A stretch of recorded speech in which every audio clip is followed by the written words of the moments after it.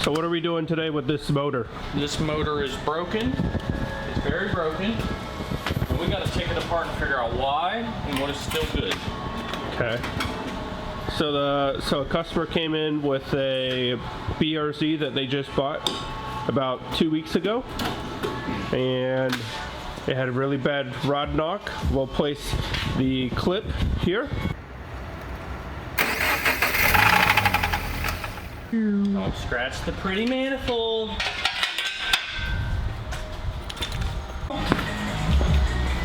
Alright, we're going to put our little kind of useless but not too useless little drip. Oh, yeah, it's fine. It's good. Okay, get your 10 mil, your 12 mil, get your impact, get your screwdriver, get your hammer, get the torch. Hammer. Well, hopefully we don't need a hammer. So really, the main idea here is we already know it's blown up. So we know that pretty much everything is useless other than the cylinder heads. Hopefully the cylinder heads are useful. So the issue with the FA engines is they're slightly higher compression because obviously the direct injection. And the piston, the cylinder head clearance is a lot tighter than like an EJ, so when they spin a bearing, you know, the crank doesn't only get beat up, but the head gets beat up too because now the piston's hitting the head. That's why they sound so bad. When they blow up, they sound real bad. Yeah, so the hope is when we pull this apart, the head is still good. That's what too much coffee does to you. No, Darren gave me a little bit of a Celsius, and now my heart feels like it's gonna jump out of my chest. Okay, so now we get off all these crusty electrical connectors. So the not so fun part is these ABCS majiggies are like the flimsiest, noodliest, most delicate little electrical thing ever, and they break sometimes, so we're gonna try not to let it break. So the people who don't know Subaru engines, what type of engine is this? This is an FA20 out of a BRZ, so it does not have the little dividers in the intake ports. It's slightly different shaped chamber. So it's not the FA20 DIT like the WRX. Same but different.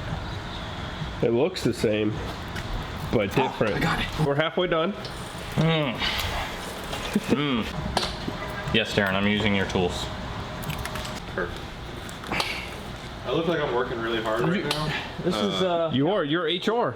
yeah. That's what HR does. I gotta make sure he's doing his job right. Yeah. You keep giving me Celsius and C4s and coffee, and and something's not gonna happen. Eventually. So many of these little hold the harness in place things on these motors. Subarus are the engines of spaghetti. Pro tip. On any Subaru, I don't care if it is 15 years old or 2 years old, this rubber that they, can you even call it rubber? I don't even know if I want to call it rubber. It turns into plastic.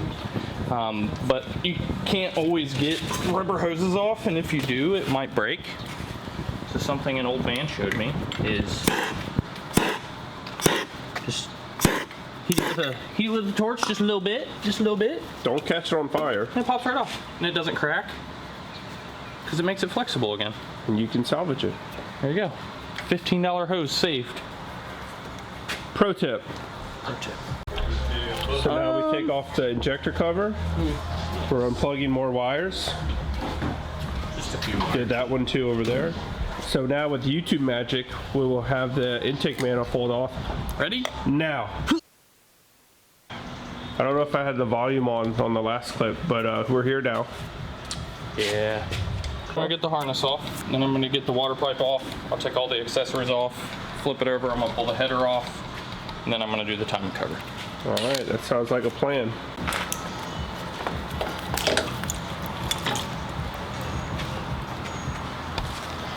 So now we have it all cleaned up, ish. We have all the accessories, the wiring, you can see over here. We got all these bits. The next part is we're gonna take all these front pieces off and we're gonna get the timing cover off. All right, now we're taking the timing cover off. hazard. I took some fenders off a truck the other day. Ooh. Can't tell the people about that. Oh, yeah. Dry spot.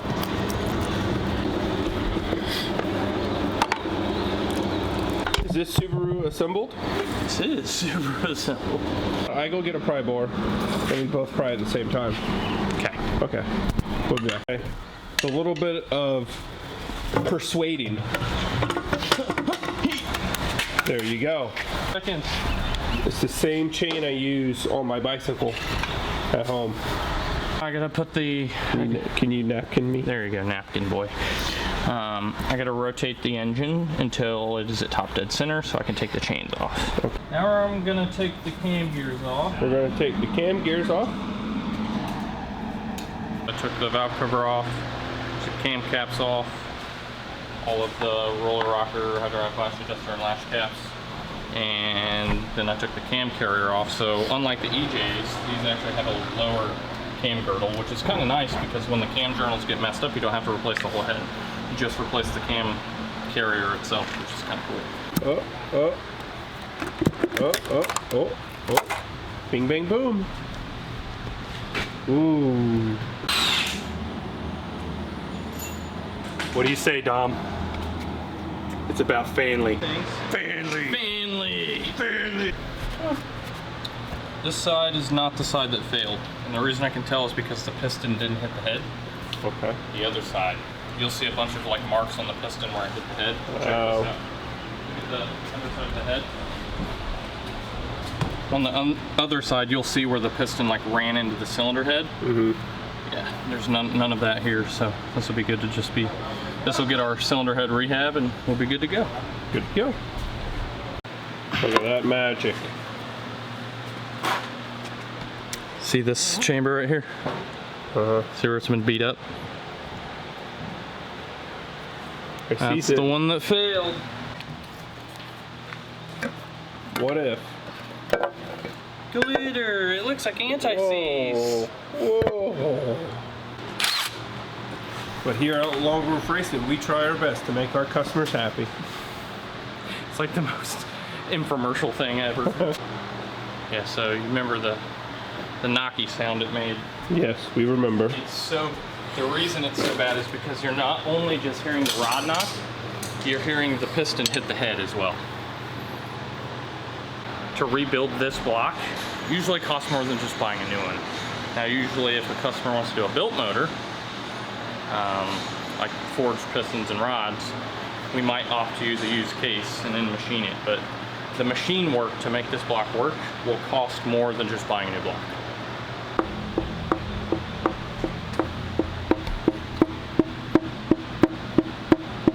The heads are gonna get our cylinder head rehab, which also includes a pocket port and bowl blend. Ah. Put the motor back together. Put it in the car. No, we're gonna put it in the car first and then put it back together.